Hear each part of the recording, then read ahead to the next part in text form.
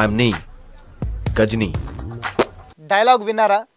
ఈ డైలాగ్లో ఒక్కొక్క క్యారెక్టర్కి ఒక్కో రోగం ఉంటుంది. కానీ ఈ రోగాలన్నీ ఒకే పర్సన్కి ఉంటే, అది కూడా ఒక పొలిటీషియన్కి ఉంటే ఏంటి, ఉన్నాయి.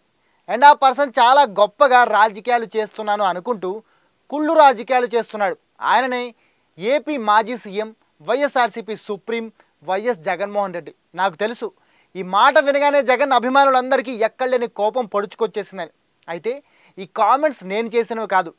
సోషల్ మీడియాలో, న్యూస్ ఛానళ్లలో అండ్ వార్తా వెబ్సైట్లలో కొద్ది రోజుల నుంచి వినిపిస్తున్న కామెంట్స్ ఇవి. అయితే అసలు జగన్ని ఎందుకు ఇలా ట్రోల్ చేస్తున్నారు? జగన్ చేసిన మిస్టేక్ ఏంటి? చేస్తున్న పప్పులోకాలు వ్యవహారాలేంటి? పదండి ఈ వీడియోలో తెలుసుకుందాం.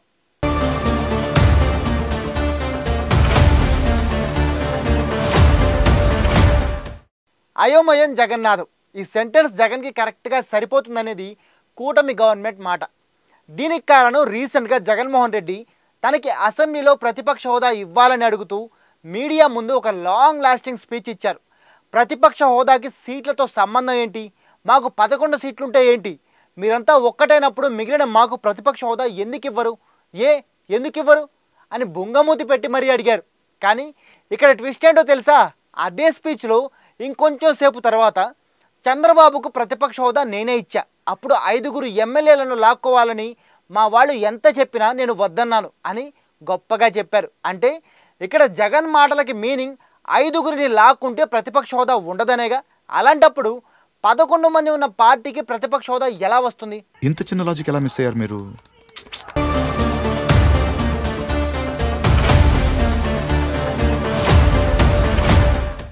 ప్రధాన ప్రతిపక్ష నేత హోదా ఇస్తేనే అసెంబ్లీకి వెళ్తానని మూతి ముడుచు కూర్చున్న జగనన్నని అదేందయ్యా, అధికారంలో ఉన్నన్నాళ్ళు 23 మందిలో 5 లాక్కుంటే బాబుకి ప్రతిపక్ష హోదా పోతుంది, లాగేసుకోనా అని మైకు దొరికినప్పుడల్లా ఒక రెచ్చిపోయి ఇప్పుడేమో 11 మంది ఉన్నా మాకు ప్రతిపక్ష హోదా ఇవ్వాల్సిందే అని ఇలా ప్లేట్ ఫిరాయిస్తున్నావేందయ్యా, తప్పు కదూ అని ఎవరైనా అడిగితే మాత్రం నో కామెంట్ అని సైలెంట్ అయిపోతున్నారు.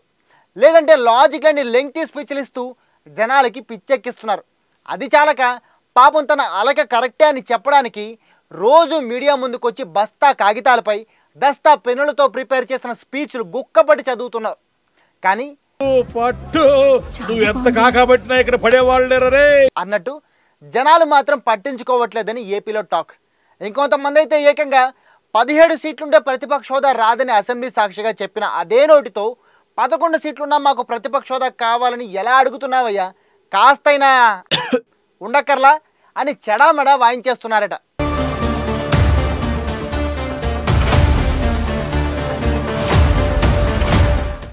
ఇక ప్రతిపక్ష హోదా గురించి పక్కన పెడితే ఎమ్మెల్సీ ఎన్నికల ఓటింగ్ విషయంలో కూడా జగన్ అయోమయం కామెంట్స్ విని జనాలు నవ్వుకుంటున్నారట.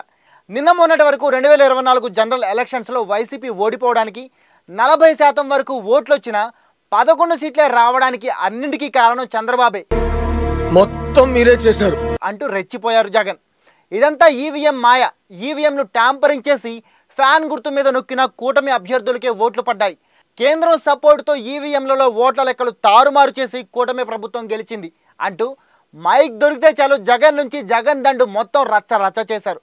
దమ్ముంటే బ్యాలెట్ ఓటింగ్తో ఎలక్షన్ పెట్టి అందులో గెలవాలని సమరసింహారెడ్డి సినిమాలో బాలయ్య స్టైల్లో సవాల్ చేశారు.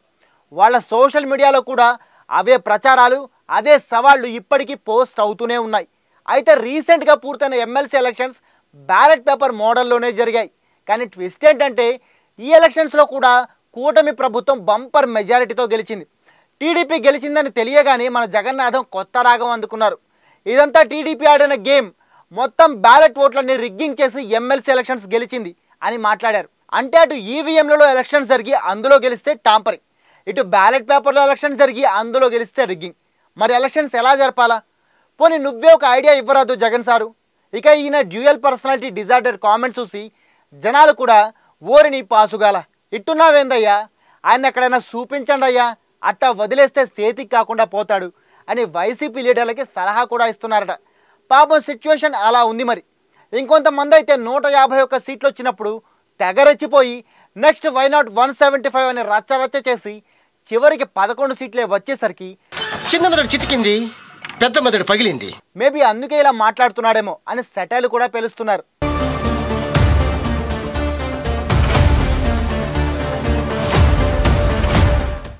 అన్నయ్య అటు అసెంబ్లీకి రారు, ఇటు బయటికి రారు.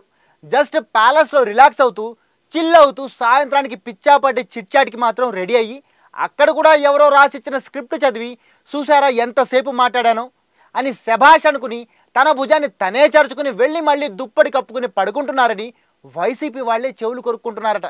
అన్న పదవే, జనాల్లోకి పోదాం, నువ్వంటే మీడియా ముందు స్క్రిప్ట్ అయినా చదువుతున్నావు, మాకు అది లేదాయా, ఇంకొన్ని రోజులు పోతే మా ముఖాలు కూడా వాళ్ళు మర్చిపోయేలాగుండరు అని బతిమాలుతున్న పాప అన్న మాత్రం కంఫర్ట్ జోన్ వదలడానికి ఇష్టపడట్లేదట. ఇప్పుడు కాదు, ఎలక్షన్స్ ముందు కదులుదాం, అప్పటి వరకు పక్క రూమ్లో ఎగ్ పఫ్లు ఉన్నాయి, మీరు కూడా తిని పడుకోండి అని సలహా ఇవ్వడమే కాకుండా ఆయన కూడా ఉదయం మధ్యాహ్నం సుష్టుగా ఎగ్ పఫ్లు తిని సాయంత్రానికి మీడియా వాళ్ళని పిలిచి వాళ్ళకు కూడా అవే పెట్టి సుదీర్ఘమైన స్పీచ్ ఒకటి చదివి ఇక చాలు పదండి, తరువాయి భాగం రేపు సాయంత్రం 6 గంటలకి అని సీరియల్ స్టైల్లో చెప్పి పంపించేస్తున్నారట.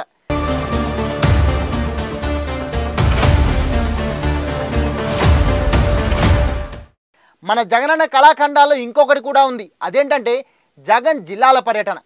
దాదాపు 3 నెలల నుంచి సుబ్బిగాడి పెళ్ళి ఎప్పుడంటే రేపు అన్న సామెతల త్వరలో జిల్లాలో పర్యటిస్తా అని చెబుతున్నా ఇంతవరకు ఆ తాడేపల్లి ప్యాలెస్ దాటి బయటకు వచ్చింది లేదు అన్న. 3 నెలలు గడుస్తున్నా బయటికి కనీసం 3 అడుగులు కూడా వేసింది లేదు. సంక్రాంతి పోగానే చూడండి, సుడిగాలిలో సుడిగాడిలా సుడిగాలి పర్యటన చేస్తా అని చెప్పినా సంక్రాంతితో పాటు శివరాత్రి కూడా పోయింది, కానీ కనీసం బయటకు వచ్చింది లేదు, జనాల్ని కలిసింది లేదు. ఇక జగన్ కోసం ఇన్ని రోజుల నుంచి వెయిట్ చేస్తున్న ఆయన అభిమానులు, పార్టీ వీరాభిమానులు కూడా ఇంకా తెల్లవారదేమి, మా జగనన్న రాడేమి అని ఓల్డ్ పాటలు పాడుకుంటూ ఎదురు చూస్తూ ఇంటి ముందు కట్టిన బులుగు జెండాను చూస్తూ కూర్చుంటున్నారట. కొంతమంది అభిమానులైతే ఆశ చచ్చిపోయి మళ్ళీ జెండా ఎక్కడ మట్టి పట్టిపోతుందో అని తీసి భద్రంగా టంకు పెట్టెలో దాచేస్తున్నారట. జనాల సిచ్యువేషన్ చూసి మిగిలిన 10 మంది ఎమ్మెల్యేలో కొంతమంది అన్నా మనకేందే ఈ దరిద్రం, పద అసెంబ్లీలో ఫ్రంట్ సీట్ ఇచ్చారు, కావాలంటే ఇంకొన్ని పేపర్లు చింపేద్దాం, రచ్చ రచ్చ చేద్దాం, అవసరం ఉంటే మైకు లాక్కొని మరీ మాట్లాడదాం, అదంతా వదిలి ఇక్కడిలా ఇంట్లో మూలన కూర్చున్న మైకులు కొరకటం ఏంది, మనం ఇలాగే ఉంటే వాళ్ళు మనం భయపడి రావట్లేదు అనుకుంటారు అని ఎంత చెప్పినా మన జగనన్నకి నెత్తికెక్కట్లేదని తెగ బాధపడిపోతున్నారట వాళ్ళంతా. పోనీ నువ్వు రాకపోతే పోయినావు, మేమైనా పోతాం అంటే ఏయ్ నేను లేకుండా పోతారా అంటే నా వెనక గోతులు తవ్వుతున్నారా, గొడ్డలి గుర్తుందిగా అని బెదిరిస్తున్నారట జగనన్న. ఇక చేసేదేం లేక ఎమ్మెల్యేలు కూడా సైలెంట్గా ఉండిపోతున్నారని టాక్.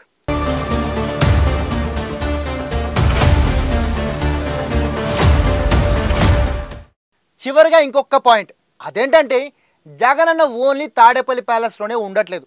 రోజు తాడేపల్లి ప్యాలెస్లో ఉంటే బోర్ కొడుతుందని ప్రతి శుక్రవారం బెంగళూరు ప్యాలెస్కి వెళ్ళి రిలాక్స్ అవుతున్నారట. కొద్ది రోజుల క్రితం వరకు ఆయన సొంత నియోజకవర్గం పులివెందులకు వెళ్ళేవారు, కానీ అక్కడ కాంట్రాక్టర్లు సార్ గతంలో మీ ప్రభుత్వంలో రావాల్సిన బకాయిలు ఇంకా రాలేదు, ప్లీజ్ అవి మాకు ఇప్పించండి అని అడుగుతుండడంతో ఇక్కడ పైసలు ఇస్తేనే పనిచేస్తాను అని వెన్నెల కిషోర్ స్టైల్లో చెప్పి అక్కడి నుంచి తప్పించుకొని వచ్చేశారట. అందుకే ఈ మధ్య పులివెందుల పర్యటనలు కూడా తగ్గించేశారని టాక్. ఏది ఏమైనా మన అయోమయం జగన్నాథం ఫ్యూచర్ తలుచుకుంటేనే ఏమీ అర్థం కావట్లేదు. అసలు ఇలాంటి తెలివితేటలతో సీఎం ఎలా అయ్యారో, నెక్స్ట్ మళ్ళీ అధికారంలోకి డెఫినెట్గా వస్తామని ఎలా అంటున్నారో అంతా ఆ జగన్నాథుడికే తెలియాలి అని జనాలు అనుకుంటున్నారు. ఏమంటారు మరి జగన్ మెంటాలిటీపై, ఆయన విజన్పై మీ ఒపీనియన్ కామెంట్ చేసి చెప్పండి.